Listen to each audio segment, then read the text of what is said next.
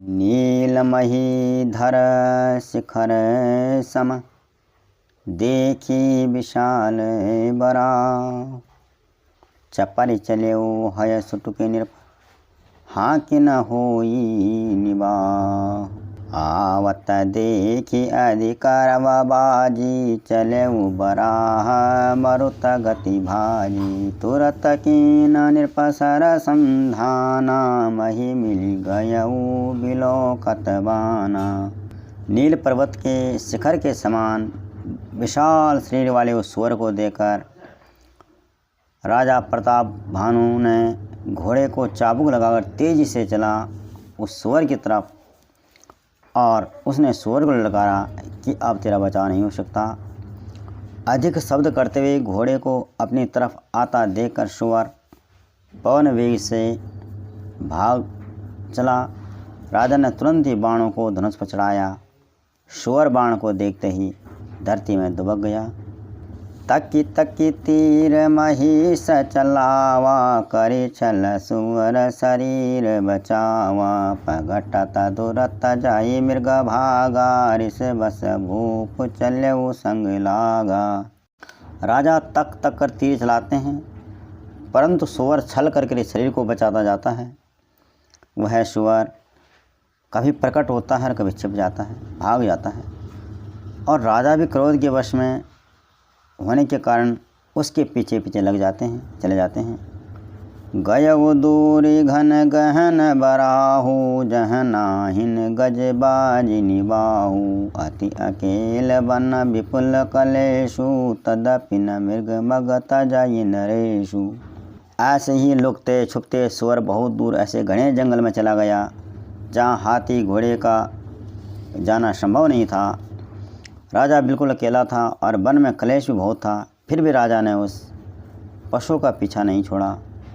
कोल below की भूप बड़ धीरा भागी पैठ गिरी गुहा गंभीरा। अगम देखी नृप अति पछताई फिरे वो महावन परे वो बुलाई। राजा को बड़ा धैर्यवान देकर सुअर भागकर पहाड़ी के गहरी गुहा में जा घुसा। उसमें जाना कठिन देकर राजा को बहुत पछतावा हुआ और पछता कर उन्हें लौटना पड़ा। उस घोर वन में वह राजा रास्ता भूल गए। खेद खिन्न क्षुदित त्रिषित राजा बाजी समेत। खोजत व्याकुल सरित सर जल बिनु भयऊ अचेत।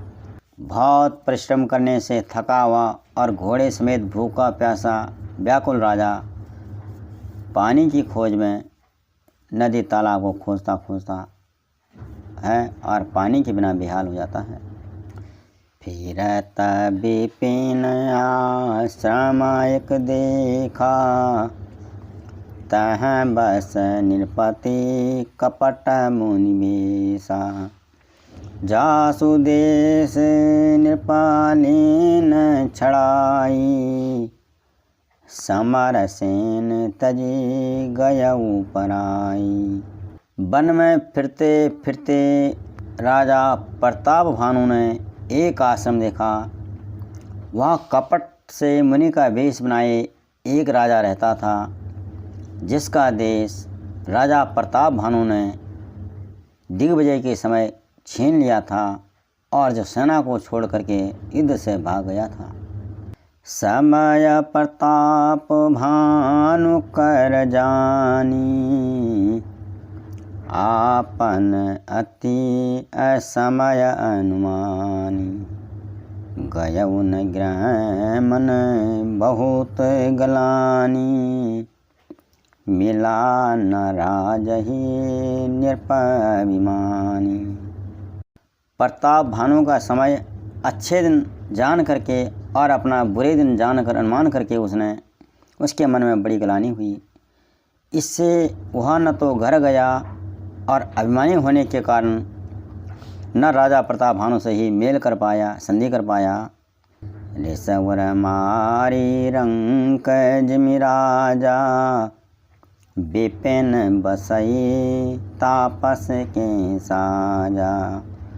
तासु समीप गवन नृपकीना, यह प्रताप रवि त्यहि तब चीना।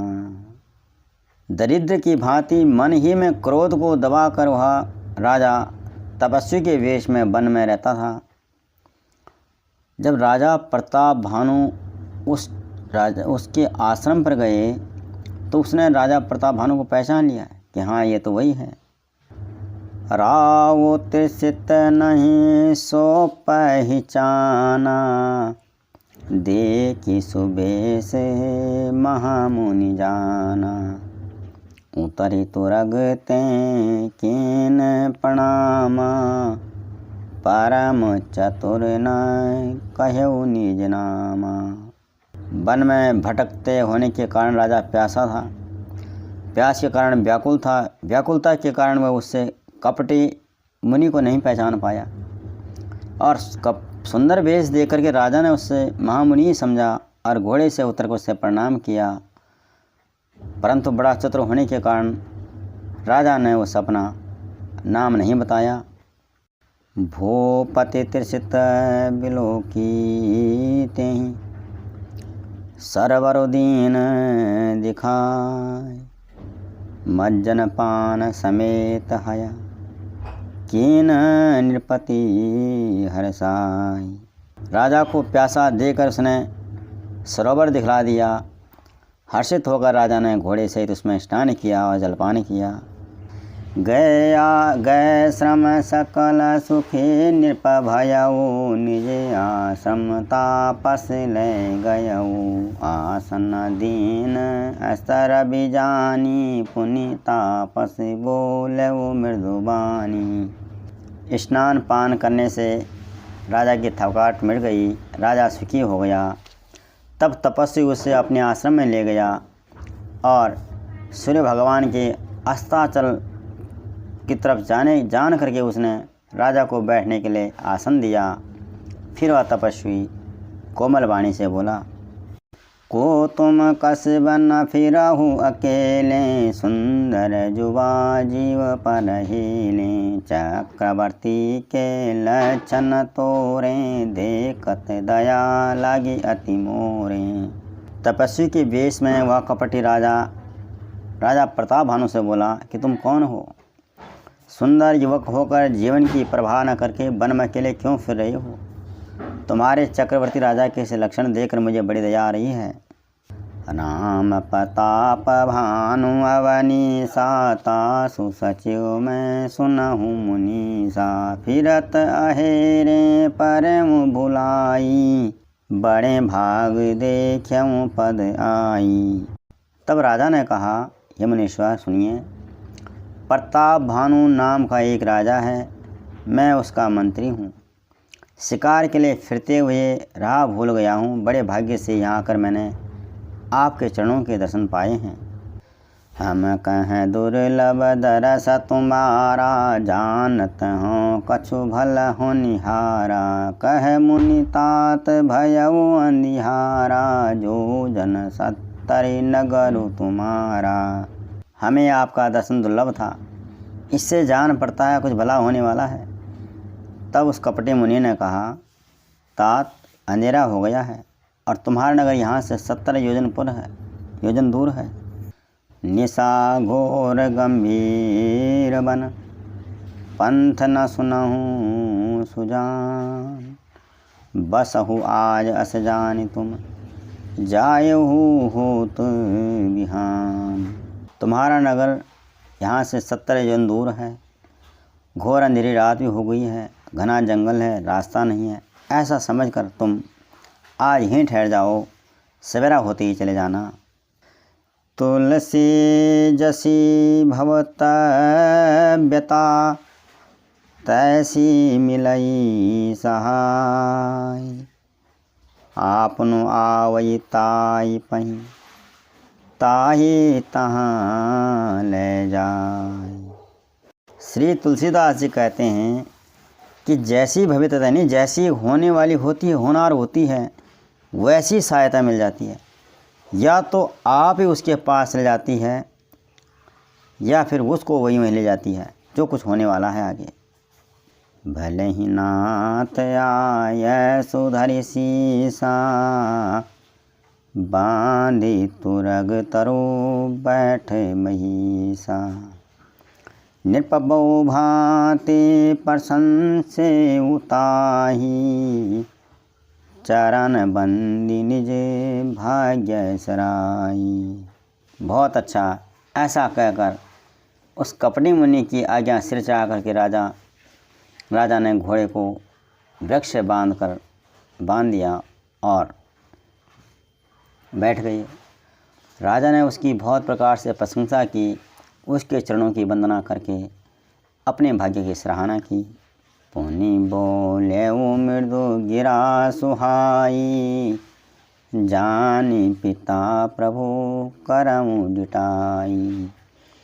मोहि मुनीस सुत सेवक जानी, नाथ नाम निज कहूँ बखानी। राजा ने सुंदर कोमल वाणी से कहा, प्रभु आपको पिता समान जानकर मैं ढिठाई करता हूँ। हे मुनीश्वर, मुझे अपना पुत्र और सेवक जान करके अपना नाम और धाम विस्तार से बताइए, आप कौन हैं। ते न जान निर्पाही सो जाना, भूप सुहृदय सो कपट सयाना। बैरी पुनि छत्री पुनि राजा, छल बल कीन चहै निज काया। राजा तो उस कपटी मुनि को नहीं पहचान पाए, पर वह कपटी राजा को पहचान गया था।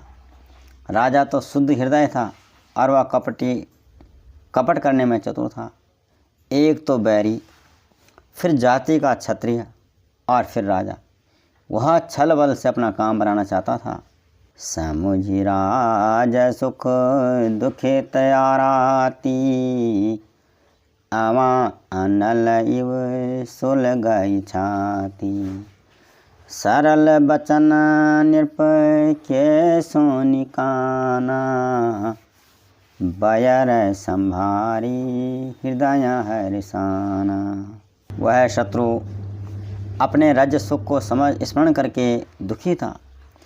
उसकी छाती कुमार के आवे की आग की तरह भीतर ही भीतर सुलग रही थी।